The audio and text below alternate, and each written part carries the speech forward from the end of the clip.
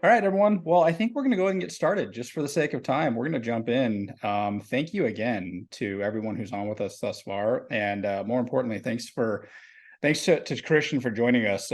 Christian is by far and away one of the most prominent tennis coaches across the not only nation, but across the world. And we are fortunate to have him with us tonight to be able to ask some questions to, again, as I mentioned earlier, please make sure that you are willing to put questions in the Q&A. We will unmute you guys as well in case you want to put yourselves on camera, ask questions openly. We'll be asking some questions to Christian as well and sharing a little bit about his background. So those of you, again, that I haven't met, which I think everyone on the call I have, my name is Dayton Hanson. I'm our Chief Operating Officer here at ICL. One of the things that we love to do is these Champion Mentor Series. And tonight we have, like I said, Christian Groh with us. So Christian, before we jump in, one of the things I would love, if you don't mind doing, is if you could just share a little bit of background, on yourself.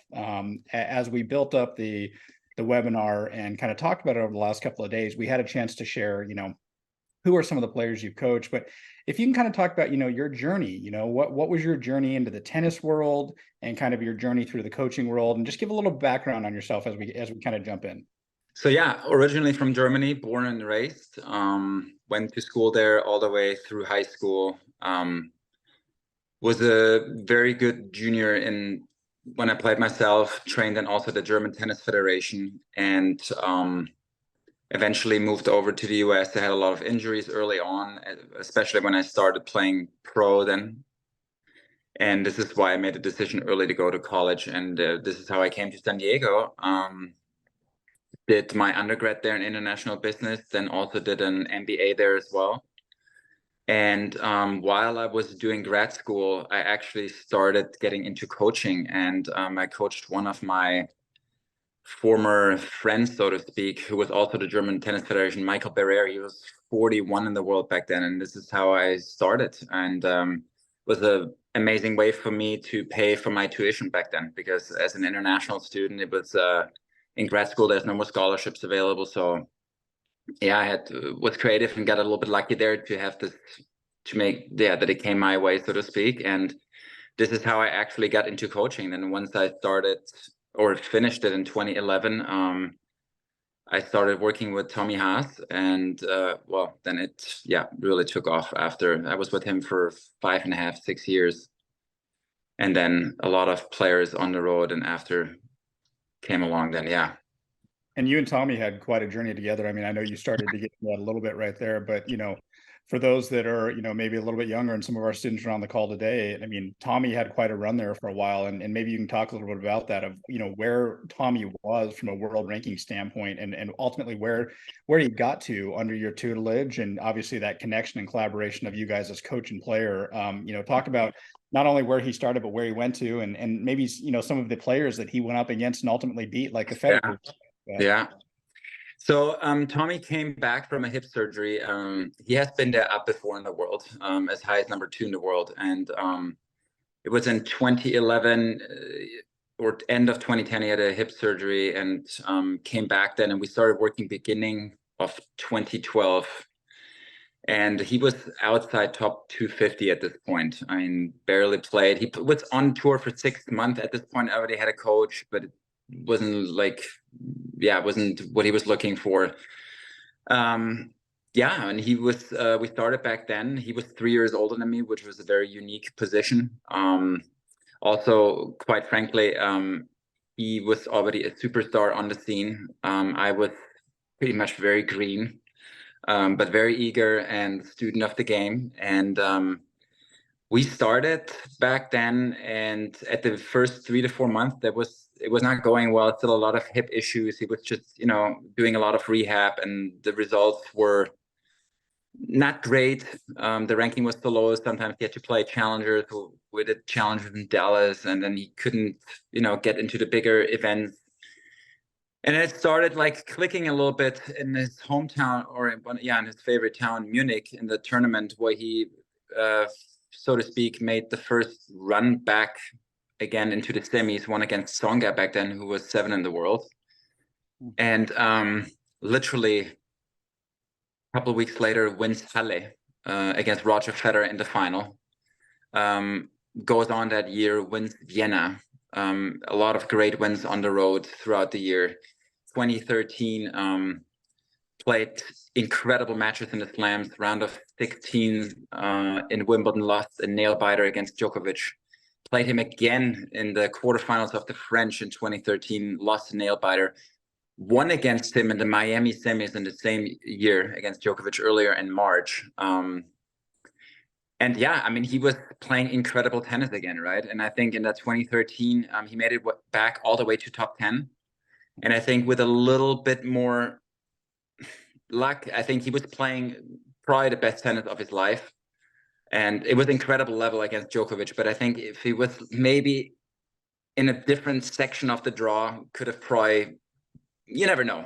But I would have, go deeper and would also help the ranking even more. And then you never know. I mean, Tommy had this insane ability to beat players in so many different ways. And he had this insane, and I say that until these days, he could literally squeeze the minutes in practice. I've never seen someone who can get so locked in, Yep.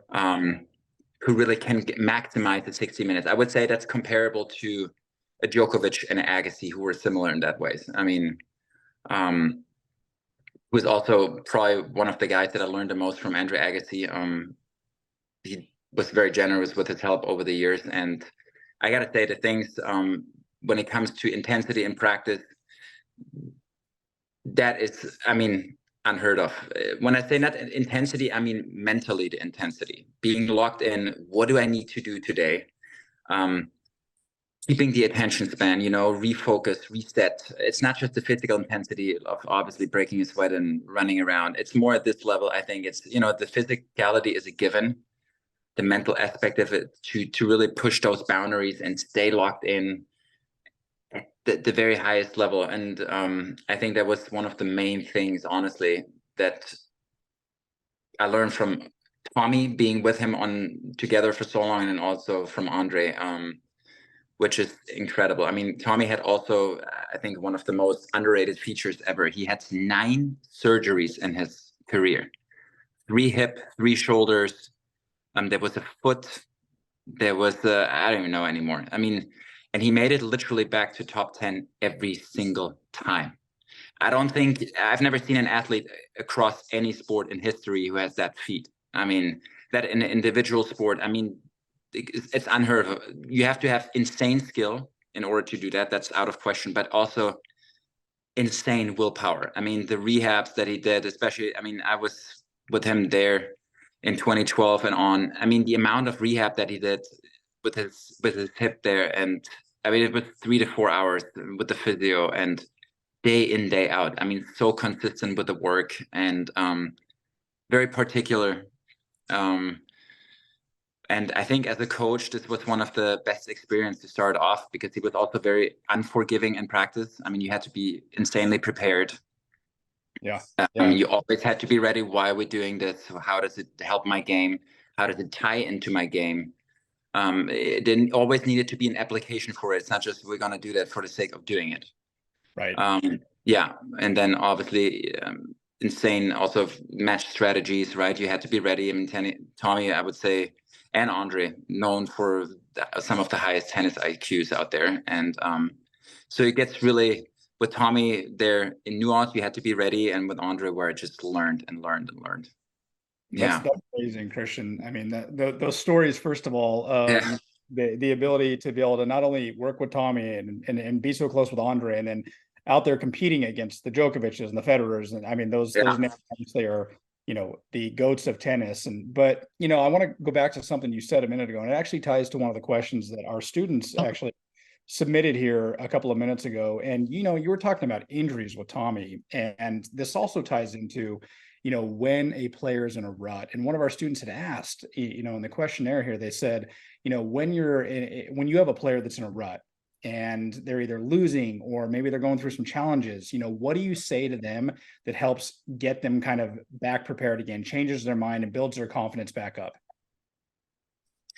I think number one, you have to be really honest with yourself and ask how much do you really put in your practice? And again, showing up, going through the motions, that's I would say that's the biggest difference between juniors, between challenger levels, and then also between even on the ATP tour, you get some of those guys, but the top guys are very particular. And then when I say particular, is okay, if you would rate yourself today, what do I need it to do? What is it that I need to improve in my game? How much have I really invested it? Right? When I say, okay, for example, let's play cross courts. I mean, there's a million ways I can play cross court. I can stand there and just roll the ball in. Tommy was always saying, "Hey, cross courts. Which one do you mean? Is it the one off the court deep? Is it the sideline breaker? Is it the deep cross court kind of through the middle to neutralize? Right? Is it okay? Am I moving up to the ball? The other guy plays a spinny, a heavy ball. I want to step in on that and flatten it out, right? But take the ball on the right. There's so many things to it. How you can play every drill, and then obviously also the drills that you need to do for your game a little bit more tailored. How do you go about it, right? Right. Are you on your cell phone, right? The cell phone in practice, I mean, this is a huge distraction. I mean, it takes so much energy to refocus. And if you look at all the research studies, it's actually insane what that thing does to us, to all of us, right? And I'm guilty just as much. Sometimes it's a tricky route, and with that social media as well. I mean, it's a very dangerous route. I think also for all of us when it comes to concentration level, when it comes to motivation level, right? It fries our dopamine receptors, and it's okay, that drive to show up every day. Right. I think that's very important. So you got to ask yourself, how much have you really put in? Then is the question in a tournament, where's your belief system, right? In tennis or anything in life, you got to believe before the fact. Got to put in the work, and you got to manifest it, and you got to see it before it happens. I mean, this is just how I feel like every good player I've ever worked with, how they go about it. Everybody in their unique ways, but every single one, there's a belief system, and the belief comes from putting in the work, the quality work, not just the work. I want to be very distinct when it comes to work. There's going through the motions, like we just said, checking boxes, doing things. Going through the work on court, how do you live your off-court life, right? I mean, did you get enough rest? How is your nutrition on point? How is your sleep? Are you looking at your phone until right before you go to bed? Is that the first thing you look at when you get up in the morning? Is this all those things? And it's very tempting, but just know all those things, they have a say in how you show up the next day. So I think you got to be honest to yourself and do an analysis, really where you're at there, and then see, okay, what is it that on the tennis court in those matches, where do you win points? Where do you lose points? What worries you on a tennis court, right? Which matchups worry you? Which dynamics worry you? Where do you feel comfortable? Where do you feel like, okay, this is the type of player I like to play. These are the patterns that I like to play. So you got to go a little bit through there. How much do you execute there, right? Sometimes that is also, especially I feel like in junior tennis, when you're young, you don't know your game so much. And also what's happening in real time on the court. Many times it's not just always like playing better. It's finding a way, being effective on that day. If you have 70% that day, use the 100% of the 70% that day versus getting caught up. Okay, yesterday it worked, today it's not working. So they're going all those things in. And at the end of the day, you got to show up. The daily work is where the confidence comes from. Obviously, winning always helps, but you got to put in the work before the winning comes. So it's a fine line. And sometimes it's, you just got to get over the hump, dig in, leave everything on the table you have, and be patient and be good to yourself when you have some rough losses or it's just not clicking. Keep working away. Never a guarantee, but guaranteed your best possible chance to get the most out of you. I love that last piece you said is guaranteed the most to get or guaranteed to get the most out of yourself is Yeah. I mean, couldn't be more accurate and couldn't be more true. And as you were talking there a moment ago, and you talked about going through the motions or just putting the work in, that's relatable in everything we do. You think of the term listening versus active listening. If you're listening, yes, you hear the words that someone is saying, but if you're actively listening to your coach, to your mom, your dad, your mentor, whoever it may be, you're paying very close attention to exactly what they're saying. You're really understanding it and trying to dig in. And it's no different than what you talked about a moment ago of going through the portions are actually putting the work in. If you're putting the work in, it's giving you the best possible chance to best succeed. possible chance.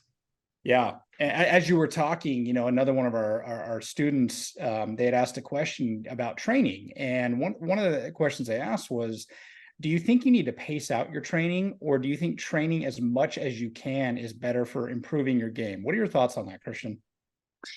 Quality over quantity all day. I do think once you're 14, 15, that, you can ramp it up also in terms of hours, but I was never a fan of just playing twice a day because for the sake of playing twice a day. I have to play 4 hours, because that's just what you do. Like in a lot of academies, why do they do that? They fill time, right? They got to make sure everyone's busy all day and everyone's tired all day or at night, right? So, okay, we're doing stuff. But again, I think, and it goes back to how much can you focus here? If you improve that one, will get more out of your practice. Do I think that you can get with 2.5 quality hours? I think you can get a lot out there on any given day. It doesn't always have to be 3.5 or 4 hours of tennis and then do the fitness, right? And you also got to be a little bit careful. Hey, if it was extremely physical with a day on court with a lot of moving, probably the heavy lift after is not the smartest idea, right? When it comes to in terms of recovery, when it comes to injury, you want to be a little bit smart about it, how you structure it, the off court and your on court practice. And again, getting to know your body, when understanding, okay, when something is sore or when something is more of a sharp pain. I think this is also important things to learn how to read the signs of your body. I think this is very important too. That being said, it's not an excuse now to say, okay, I'm not gonna practice, I let it go. This is all under the assumption that when you go out, you maximize anything you have mentally, physically, emotionally, spiritually on that day. This is always under the assumption. And sometimes it might be 2 hours a day, and could be totally fine, right? This could be totally fine. I mean, with a lot of the guys, for example, Marcus Giron, when he was coming to practice, there was a lot of sessions. It was like 2.5 a day, maybe sometimes 3, but they was done the tennis. Sometimes it was 2. Yep. Depends all way at. He also came from, he had this, this hip replacement on both sides, or double hip surgery, not hip replacement. Sorry, double hip surgery. So it all depends, right? But those hours were good. Brandon Nakashima was definitely on the higher end when it comes to practice. But I got to say, Brandon Nakashima also practiced better than any junior player I've ever seen in my life before. I mean, so he had the ability to literally practice day in, day out, 4 hours of tennis. And the focus was, it was insane. I mean, so you got to be a little bit honest there to yourself, what's there. And then also listen to your body. Again, more is not always better. I go with quality over quantity all day. Yeah, I love that. And I think that's applicable to a lot of what we do in life, quality over quantity. You can get as many of this or as many of that, but it may not be the best quality. And so again, whether you're going out and you're hitting a forehand 500 times or a backhand, even if you go out and hit it 500 or 1,000 times, but it's not quality, but you go out and hit it 100 times, but it's quantity, that makes a big difference. You touched on a few of these elements, Christian, a moment ago as you were talking. But do you kind of have some thoughts, from your expertise, or what are some key habits or routines that young players could develop to improve their skills and their performance overall? You meaning on court generally speaking, or mentally, or? Yeah, kind of an all of the above. So if you think about just a general routine, so as a player, whether you're trying to develop overall off the court and on the court, do you have kind of a general routine that you would kind of recommend, or any kind of feedback to just develop their skill set and a performance on the court, and then even in anything off the court as well? Yeah. So I think it's important, especially early in the years, that you try to get your fundamentals right. I do think this is very important. That being said, there's not one way, but there's a range of what's doable, right? Let's take a forehand grip. There's a range of forehand grips where I say, okay, this is, when you look at most of the top pros, it allows them to generate, but also handle pace once it gets up. So I think the biomechanics and grips, this is early on. You wanna get your house in order there, because I think that definitely gets a little bit tougher when you get older. I'm a big believer and fan of kids doing all kinds of sports, to be honest, um, especially when younger. But other sports always great cross training. There's soccer, basketball. I mean, all those. There's a lot to be taken away that will help you from tennis, not just for footwork, but also for depth perception, right? I mean, in basketball, you're seeing the path, one play ahead. There's all those things. I think is very valuable. I think once you're, get to the point where you can start lifting a little bit, I do believe that you need to lift. Gotta know though what you're doing. Gotta have someone who knows what they're doing. And when I say lift, that doesn't always mean now like the heavy weights, but I do think, once you're like the 16, 17, 18 or whatever, it depends also on physical development where you're at. Yeah, you wanna get a little bit substance on there. It's not just for getting stronger, that it will also allow you to last longer on the court, right? And for injury prevention. I mean, a strong body is more in place. Always important though, before you train strength, I think, is the mobility. One of the most underrated things for tennis players: the hip mobility, the thoracic spine mobility, the shoulder mobility. I think it's really important that you, again, get this in place before you start really hammering the strength training, because otherwise you run into all kinds of issues later. Sure. That's definitely one of the things. And then have fun with it. When you go to on a daily basis, it seems like a lot what I say right now, but again, it doesn't always have to be that much. It's the same with the fitness. It's the same if you get to 3 good fitness sessions in a week, and the other days maybe you just do a little bit stretching at night. Big believer of stretching, by the way. I think this is one of the, especially at night, to go, the hip flexors, the hams, the glutes, everything, the QL. I think that helps tremendously with keeping the body limber. And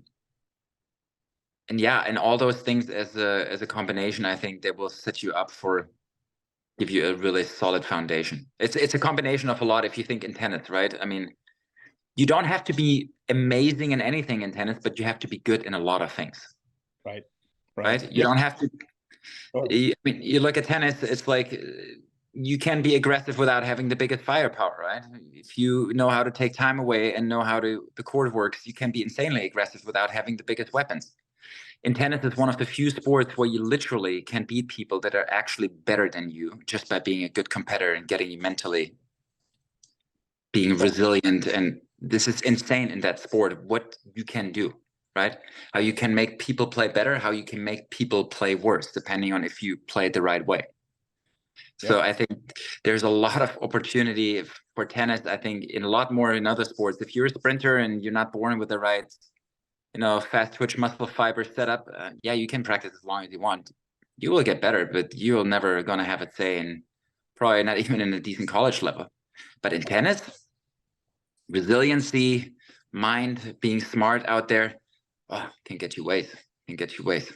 That's amazing. You talked a little bit about, and you just touched on college a moment ago. So I'm going to kind of shift gears for a moment, and then I'll pivot back to a question that a student asked, just a moment ago. But let's talk about academics for just a moment. In your opinion, Christian, how can young players balance their academics with their tennis training, especially if, they have those aspirations to play at a much higher level? Well, I mean, ICL obviously is a great platform, right? I mean, it's a great opportunity. I think, I do think for so many reasons. A, you have more flexibility to schedule your practice. B, I think it's also, compared to regular school, I mean, compared to the kids that I've worked with who go regular school, the days are just long, and many times it's highly inefficient. So it's also just mentally tough, to be in school until 3:30 or whatever when you come out, and then you need to drive to practice, and then you need to start. It's a very long day, and when you come back, you have homework. So I think, if you have the flexibility with the ICL where you can make your own schedule a little bit, and you can maybe, practice in the morning, do schoolwork, practice more in the afternoon, or sometimes just rest. You know what I mean? It doesn't always have to be everything every day. But I do think that is a great way to have flexibility and freedom to get the most out of your day and be efficient. I mean, there's just so many hours in a day, and there's just so many good hours in a day where you also have like energy, and you're awake and you're there and you're receptive and you're alert and you're in a state of learning.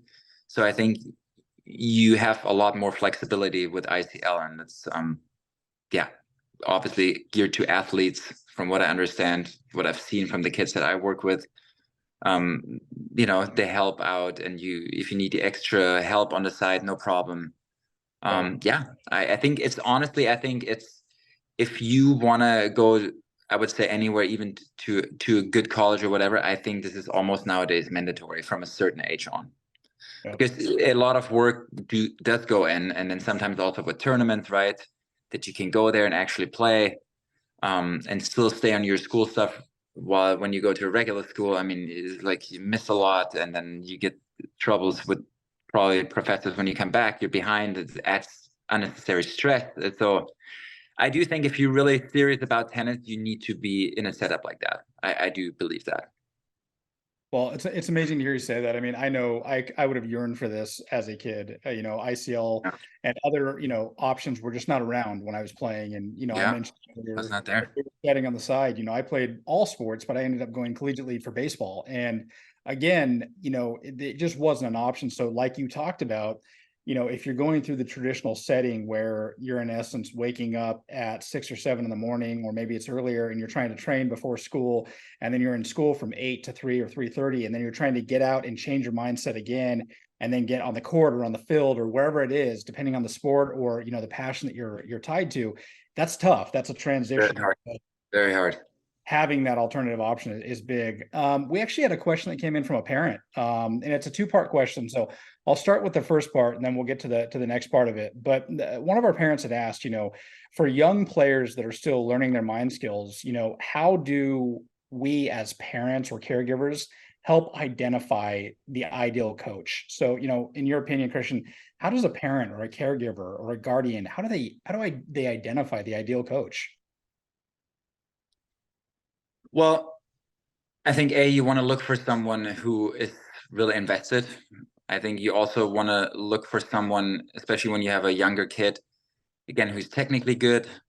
Um, I would look for someone who holds them accountable.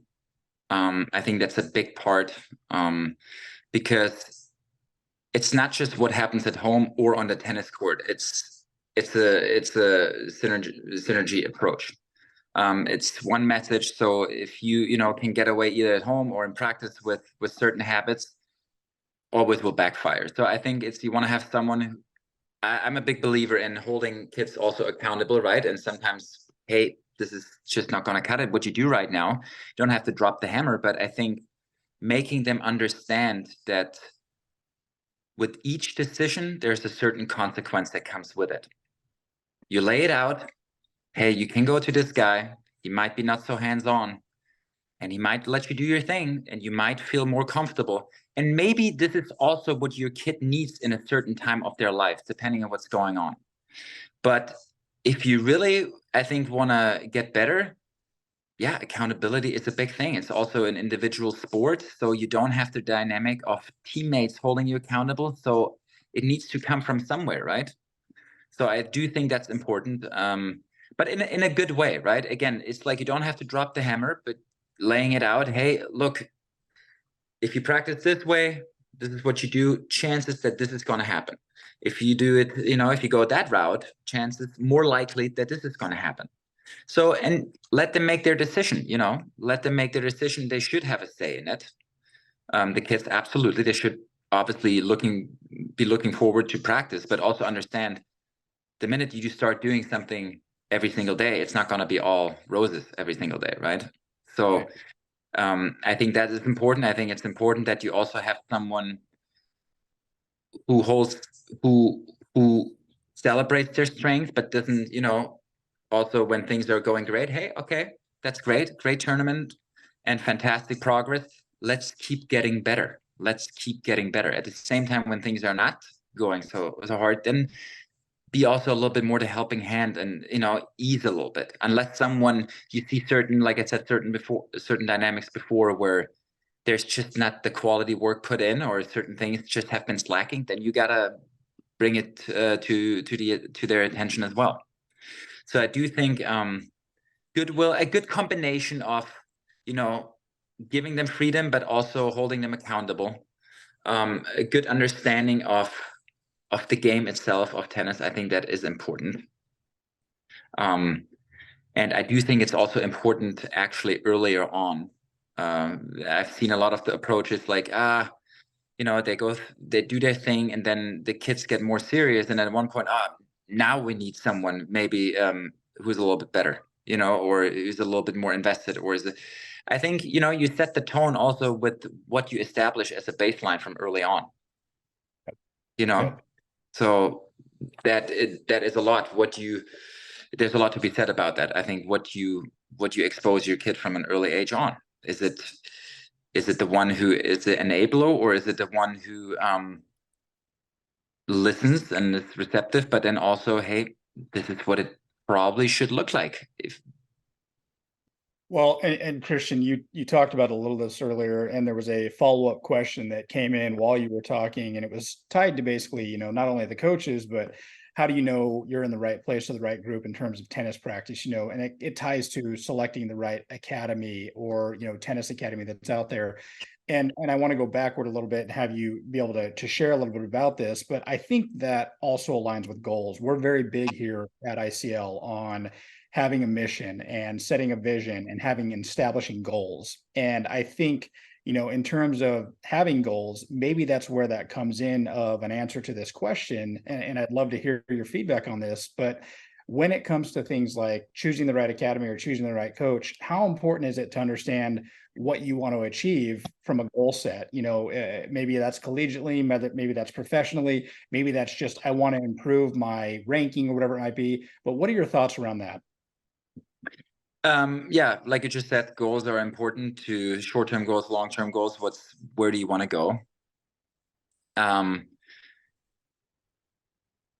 Ultimately, it's about getting better, whatever you do. This is how I look at it. Ultimately, it's getting the most out of yourself. So, whatever place you're choosing to go, I think there should be an understanding from both ends that the goal is to get better. And when I say get better, that does not just mean, okay, especially in junior tennis, because this happens a lot, getting better in terms of results, right? When I say getting better, that is getting better here, understanding, hey, this is about work, and this is about resiliency, and this is about showing up on a consistent base.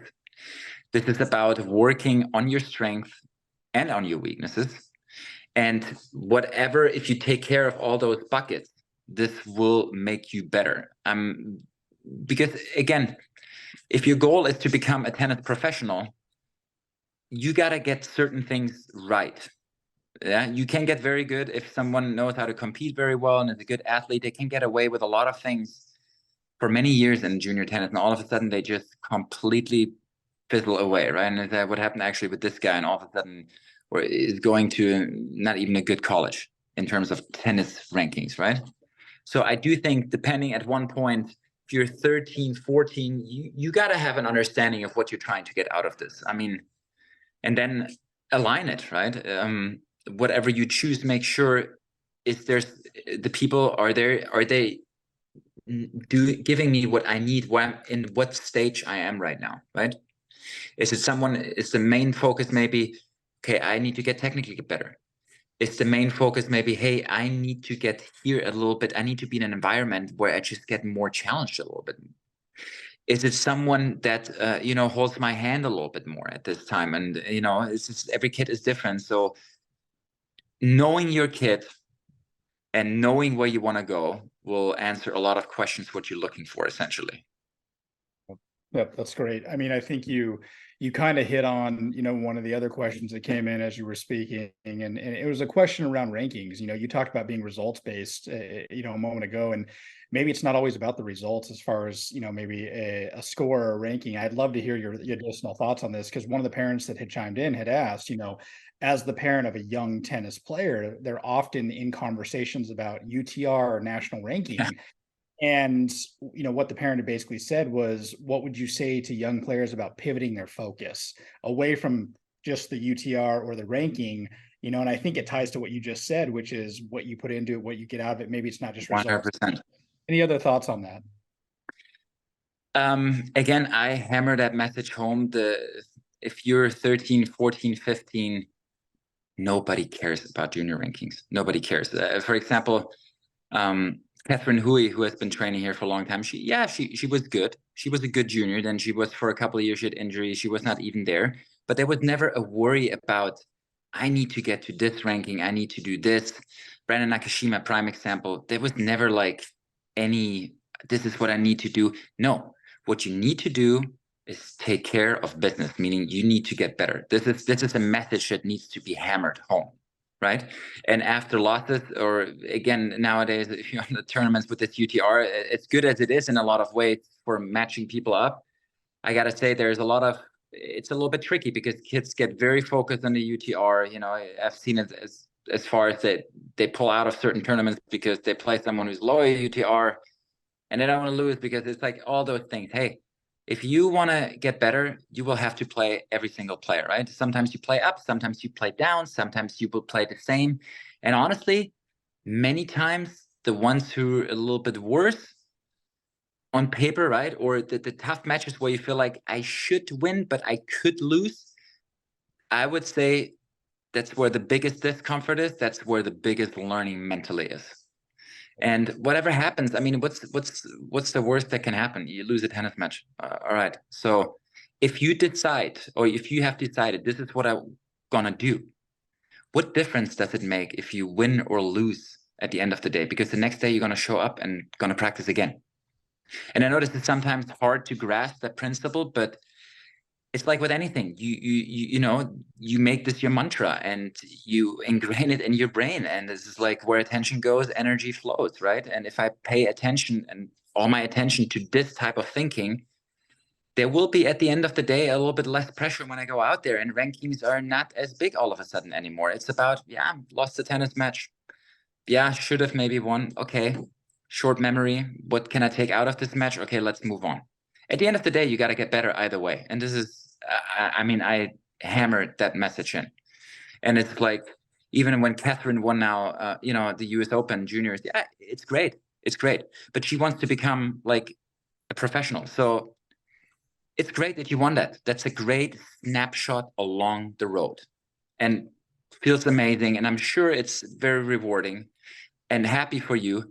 Doesn't change the fact that there is a lot of work ahead of you if you want to be a top 50 player. Period. It doesn't change if you played now quarterfinals at the US Open, or if you win that thing, or if you go out first round. You have to get better at the end of the day. And you have to, the higher you want to go, the more you have to align your actions. And that means on and off court with everything that essentially where you want to go. Yeah, I love that you use that word snapshot, because if you think about what we talked about a moment ago, we talked about goals, and typically a goal is not achieved in a short time. It might be, but typically a goal is a journey. And so you think about that journey, and you just talked about a snapshot, and you talked about Catherine. That snapshot is a great milestone moment in time, but that's all it is a moment in time. And it's no Yeah. different than first times where you have that snapshot where maybe it's an injury or a loss or whatever it may be. That's just one little mark or tick along the way that is helping you build toward your goal along the way. So I love that you frame that as a snapshot, because I think for our players, for our students, we're going to experience those snapshots all throughout, their young lives. Even as we continue to get older, we're going to have those snapshots in our lives as well. And we have an opportunity of, do we respond to that snapshot, typically a positive connotation tied to that, or do we react to that snapshot, which might have a negative connotation tied to that? 100%. I mean, this is well said. And I think one of the, again, to another example with Taylor Fritz, he was big on getting better when he was young. He was literally, when he was 15, yeah, he was, I don't know, I couldn't even tell you what his ranking was with 15. I wouldn't know. And I've worked with him already several years at this point. I couldn't tell you. If you ask me right now, all he knew as well, I have to do so much work when he was 15. It doesn't really matter. It's just like, if and there were times where he was nowhere close with 15. I mean, nobody would have bet 1 cent on that guy. I mean, he looked gangly all over the map. Wasn't even that serious with tennis. It literally started like mid 15, 16, where he was always around tennis and he was interested and he loved baseball. But then he really put his mind in. But the mind was, okay, I need to improve this. I need to improve that. Otherwise, what difference does it make anyways? Yep. So it was a very healthy mindset. And I think he had that, or I think that's one of the reasons why he is such an amazing competitor nowadays, because I mean, he didn't get caught up too much in winning or losing. I think he actually handles losses insanely well, to be honest. Always has. Doesn't mean that he is actually holding himself always accountable. So here's the thing. This is not like, again, it's not a free pass, but at the same time, it's like, okay, played this guy. Yeah, let's be honest. If I want to beat him the next time, there's those two aspects in my game that just need to get better. Otherwise, this is, even if I can make it maybe competitive, but winning, again, this is what I need to do. So it was always the focus, not so much on the outcome. It was always, what do I need to do? What do I need to do? So we're And it talking about, applies, sorry to interrupt, and that applies actually on court the same way, right? I mean, we all getting into this habit where with the what if scenarios, right? I mean, we all have been there. What if I miss this ball? What if hey, again, where attention goes, energy flows. Focus on what needs to be done. We feel how we feel in a tennis match. I mean, you go from one stage, you feel anxious, then you feel, all of a sudden you feel more confident. It's like it goes through circles. End of the set, I feel a little bit more anxious again. Yeah, you manage your nerves. At the end of the day, it doesn't change. Okay, this is what I need to do today against this other person. This is where the focus. What do I need to do? And not, okay, if I lose that or if I win that, then this is gonna happen, right? I mean, we've all been there. And might it be in tennis or not in tennis? I mean, the what if scenarios. It's like, I feel like, yeah, I like a saying always was, I remember what Andre just said once to me. It was like, you feel how you feel, and then there's what needs to be done. right. Yeah, That's like, it's just like, it's so simple. It's like, yeah, you feel how you feel, and then there's what needs to be done. It's well, like, and you said something a moment ago, where attention goes, energy flows. I mean, yeah, what a great statement. I mean, again, where your attention goes, your energy flows, and it yeah, follows. So I think if there's a takeaway, one of the many takeaways from tonight, that statement is so right on point, that when you get focused in on something, typically your energy is going to flow in that direction as well. So that's amazing. I'm gonna pivot gears real quick, and tie back to our journey conversation a little bit. And I'm curious, from your perspective, Christian, what do you think, as far as parents, what role do they play in supporting the development of their young players, and how can they contribute positively in their child's tennis journey? um, I think they play a big role, especially in tennis, because they're the ones who, drive them around, fly around with them, especially early on in their tennis lives.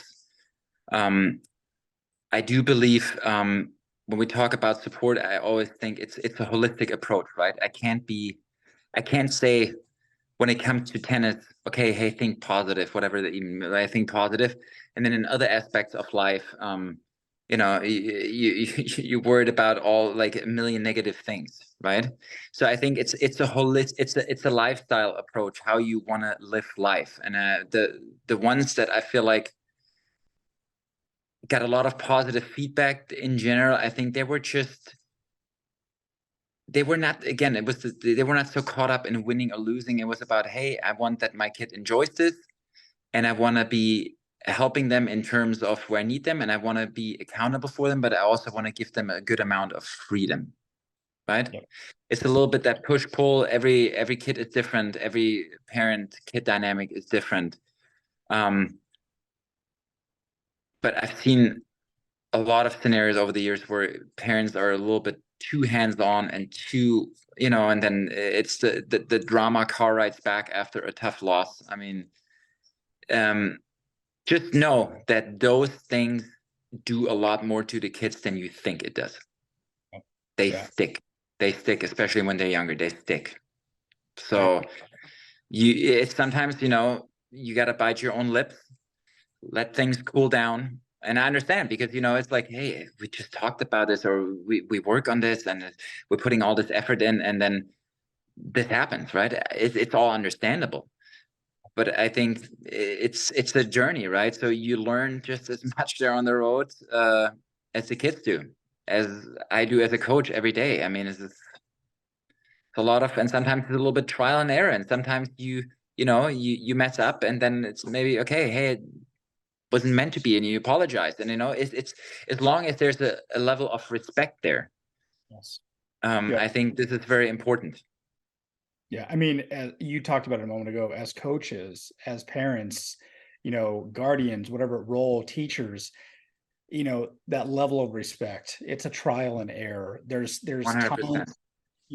like you said, there's times to engage and there's times to not. And you know what, you might realize that with one child, they might want the immediate engagement because they're looking for that immediate feedback or insight or whatever it might be. But there's another child that might not receive that well. They may not be as receptive to that approach. And like you mentioned, giving them a chance to cool down and maybe clear their head mentally and put themselves in a place to where they're ready to receive that feedback can create a more positive environment to allow them to be receptive and open to that communication.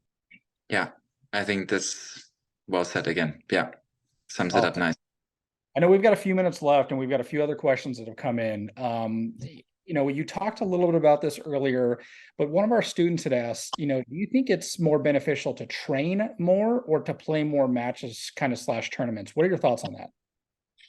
Depends where you're at in your stage of your career. I think if you're 15, 16 years old, in my opinion, 20 tournaments a year is plenty, right? If you feel like you constantly need to play match, and again, with 20 tournaments or whatever, 15 the number is, I think that's a lot of tournaments. I'm not a fan of playing every weekend. Not at all. Again, everything comes in phases. So if you have a phase where you maybe need to work on things, maybe play a little bit less. Play a little bit less, clean it up, go back. Kids who are 10, 11 years old, I mean, honestly, one tournament a month, I wouldn't even go more there. But I feel like we've gotten a little bit to just looking at where it's going. It's just a lot of tournaments, and it's like constant playing. And again, the competitive muscle to train is very important, but I feel like with 15, 20 tournaments, if you do it right, that's plenty of competition out there, right? And if you feel like you constantly need to play more because you're not getting the matches in the tournaments, well, maybe you should get better than anyways, right? So you got to work anyways and don't have this problem all the time that you maybe have one or two matches. Sure. So I think I'm more on the, again, I don't want to say play this or that, random numbers, but it depends where you're in your stage, how old you are, physically how developed you are, right? It's all those things. But in a junior level, I probably from the age of 15, 16, even 17, 18, I don't think, again, Brandon or Bradley Clown, they didn't play that many tournaments. They did well when they played, but they didn't play that many. And obviously, if you gotta look play by ear. But I'm not a fan of like just for the sake of playing. It's almost like, okay, there's a tournament, got nothing else going on. Let's play a tournament. You Sure. know. So I think again, it's the same there. Focus on getting better. Pick your tournaments, and then go out and compete. And maybe play sometimes 2 tournaments in a row. In the summer you play more tournaments in a row anyway. So it's a little bit more tournament heavy through those couple months. And maybe in the fall or in the winter when there's less, focus on other things a little bit. Yeah, we've kind of got three questions that are really all tied together here, Christian. So I'm going to kind of mush them together here and see what your thoughts are. And really, they're around what tournaments should you be playing at a certain level. The questions are centered around that. And do you think you should be playing the bigger tournaments, or what are the types of tournaments that are best to play to kind of start that pathway toward maybe becoming a pro? Should they be more USTA? Should it be more ITF? What are your thoughts on as far as the types of tournaments players should be playing? Wherever you get good competition. If it's USTA, if it's UTR, if it's ITF, I mean, what difference does it make, right? Again, unless, let's say I want to get into junior slam, okay, then you probably have to play some ITF tournaments. Me personally, not a big fan of traveling now the ITF circuit, especially if you're born and raised in the US. You have a lot of good competition domestically. Different if you're a player from Africa, yeah, they probably have to play them more because there's no domestic infrastructure. So for them getting out, it might even be decent coaching around. So if you have a good setup at home or in that country we come from, which we do have here, yeah, probably. I mean, again, it's very individual question, so it's hard for me to say. It depends now where you at in your journey, how old you are. But yeah, play some USTA, play some UTR, play some tournaments where you're at the one seat, maybe also, right? Not just always where you get to play up. That's what I'm always big on. Play tournaments where you also kind of feel like, okay, maybe I should win that thing. It plays very different if you go in, as somebody who's maybe can win that tournament, or if you just play age group up or a big tournament where you kind of, okay, if I win a match, that's great. Play all of them. Play all of them. Play some ones maybe they're a little bit where you say, this is really good, then play someone, this is competitive, and then play maybe a few here and there, especially when you maybe need some matches. I can win that thing. Right. I can win that. I think this is just as valuable, learning to handle expectations a little bit and getting the feeling of winning when you haven't been winning. It's a contagious feeling as well. I love that you just said what you just said, which is getting that feeling of winning, and sometimes when you haven't been winning, it's just getting that little check mark on your belt or on your journey, just feeling that win. And maybe that's not, maybe that's not a tournament that you want on. Maybe that's an exhibition. Maybe that's just winning in practice where you That's finally right. achieve something that you couldn't achieve before. Those wins are very big in our journey. Christian, you've given us so much, and I want to be cognizant of your time. We've only got a couple of minutes left. I've maybe one or two more questions for you. If I guess one of the biggest questions is if you could give kind of one piece of advice to, not only our young tennis players out there, but just our young players out there within ICL, what would that piece of advice be as they're on their journeys, whether that be in tennis or soccer, football, hockey, whatever it may be? What's that one piece of advice that you would kind of give to our young players right now? Work hard, smart, and deliberate. Know what you need to do for yourself, right? Be very aware of where your work lies. This can be for sometimes the same for a lot, but then it gets also the better you get, the more individual it gets. Have fun with it. Have fun. Embrace the struggles embrace the lows as you embrace the highs. I think especially in tennis, I mean, there is, unless you win the tournament, you literally lose every week.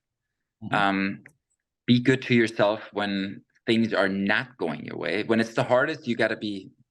That's when you need to be good to yourself.